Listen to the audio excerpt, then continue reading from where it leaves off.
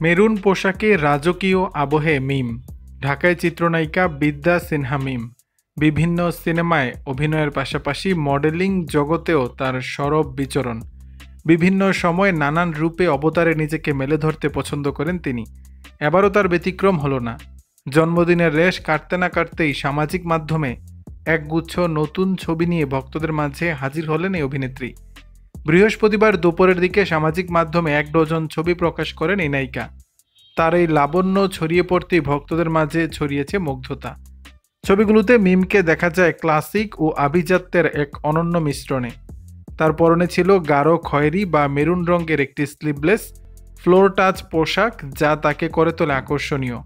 পোশাকটির সঙ্গে কোমরে থাকা সরু কালো বেল্ট আলাদা মাত্রা যোগ করে। এছাড়াও খোলা চুলে ছিল ভিন্টেজ ঢেউ, যা তার সাজকে দিয়েছে ওল্ড হলিউড গ্ল্যামার। কখনো চোখে স্টাইলিশ রোদ চশমা, কখনো বা রোদ চশমা মাথার উপরে রেখে একাধিক পোজে ধরা দিয়েছেন তিনি। মৃদু হাসি আর আত্মবিশ্বাসী ভঙ্গিমায় মিম যেন কোনো প্রাসাদের সামনে দাঁড়িয়ে থাকা এক রাজকুমারী। মিমের এই মেরুন কুইন লুক প্রকাশ্যে আসতেই মন্তব্য বাক্স ভরে উঠেছে ভক্তদের প্রশংসায়।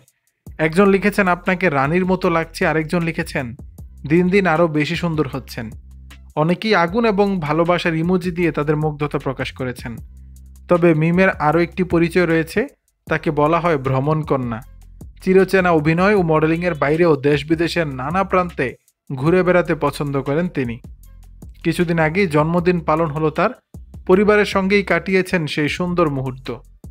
দর্শক, ছবিতে কেমন লাগছে মিমকে জানাবেন নিচের কমেন্ট বক্সে।